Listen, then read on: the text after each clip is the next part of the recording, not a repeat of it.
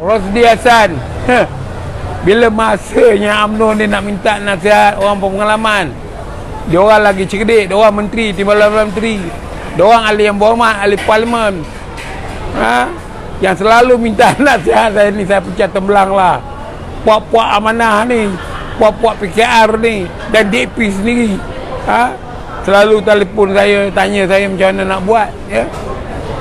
Ni saya nak bagi tahu dengan ketua-ketua UMNO bahagian, yang saya panggil ketua UMNO bahagian ala utuh ni, ambillah tindakan disiplin pada Menteri Besar Perak.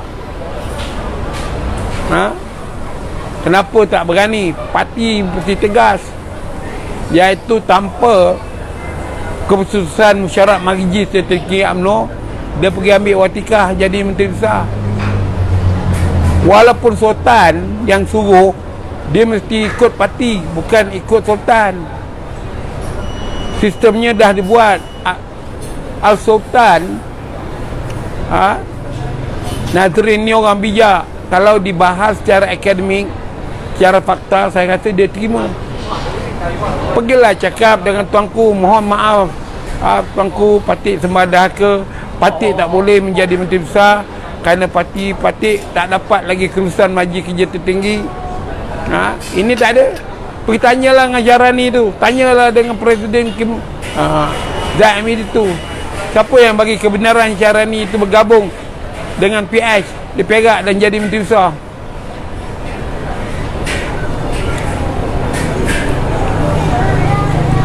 Takut Anwar sebab takut masuk lokap.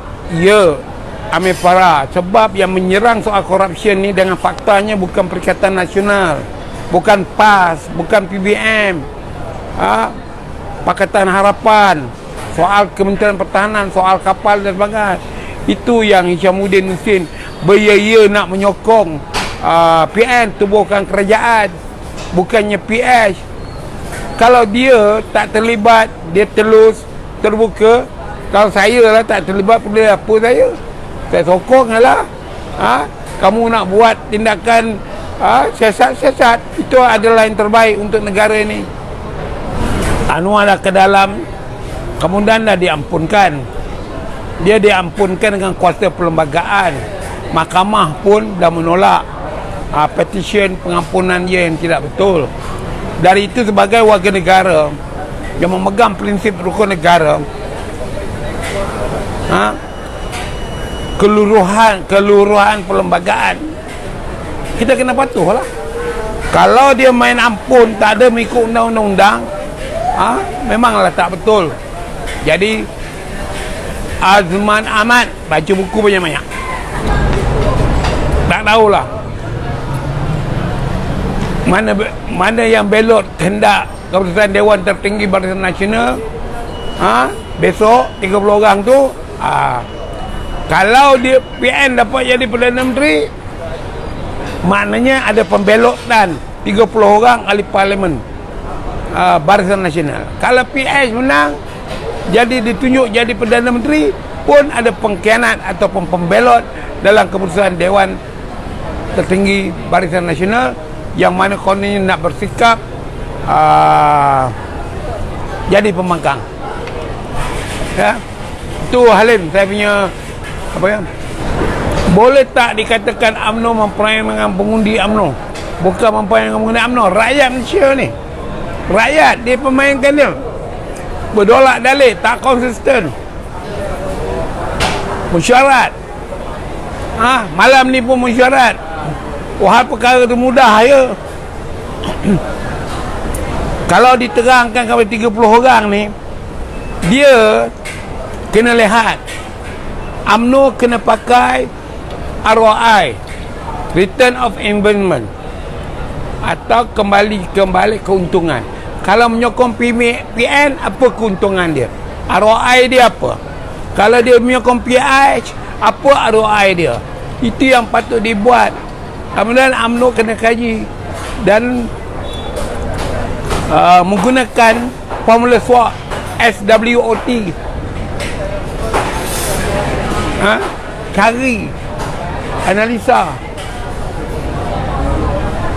Supaya anda faham, kerajaan minoriti ini ada dalam perlembagaan negara-negara yang mengamalkannya.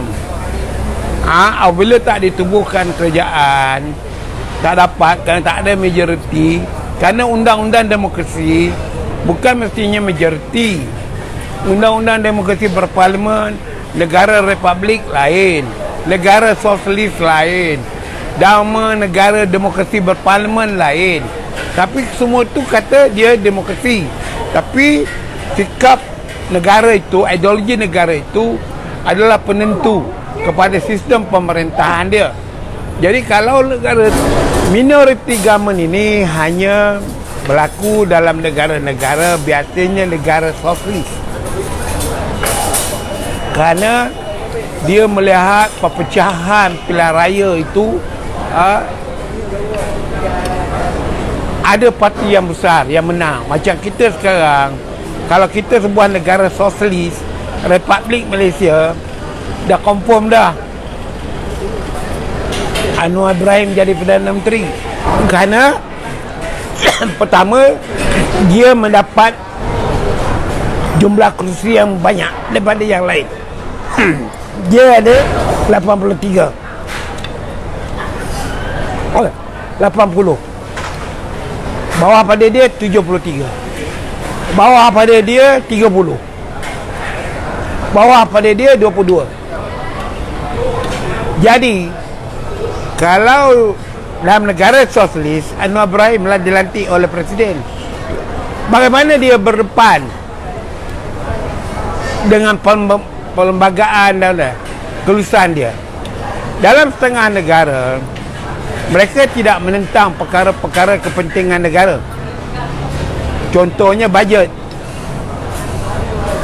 Apabila dibentangkan oleh kerajaan bajet itu, biasanya tidak ada kuasa menolak, kuasa membahas saja. Jadi kalau dibuat undang-undang, tak ada kuasa menolak, kuasa membahaskan ada, kuasa membetulkan ada. Itu yang faham Kapten ya. Saya bersetuju dengan Megat Ibrahim. Patutnya tak payahlah pergi jumpa tuanku. Awak dah buat pendirian dia kan? Terserah pada mereka, sama ada PN dengan PN yang nak buat kerajaan. Saya bercakap soal politik Syazrul. Ya, saya bercakap masalah filem Mat Kilau. Saya berhujah dari segi akademik dan fakta. Saya kata Mat Kilau bukan orang yang terlibat dalam perang pemberontakan Pahang, kerana perang melawan British itu dalam sejarahnya dipanggil pemberontakan Pahang, kerana mereka menentang raja, kerana raja membawa Inggeris ke Pahang, kerana Pahang consolidated. Mat Kilau tak terlibat. Hanya dua tokoh penting dalam penentangan melawan Inggeris. Kalau disebut melawan Inggeris, sebenarnya mereka adalah pemberontak yang membuat kata derhaka kepada raja.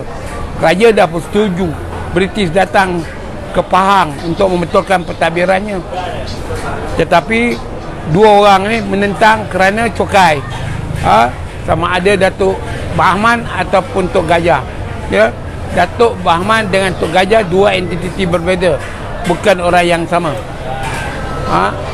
Apa berlaku? Saya melihat dalam buku-buku tulisan British tak ada nama Mat Kilau ni. Yang ada itulah dua orang tu. Dan selalu saya kata, haram jadah pun nak dibanggakan Mat Kilau ni. Kalau kamu orang Pahang, yang saya juga darah Pahang, saya juga dapat datuk dari Al-Sultan Pahang. Kalau waktu 98 berlakunya perkara itu,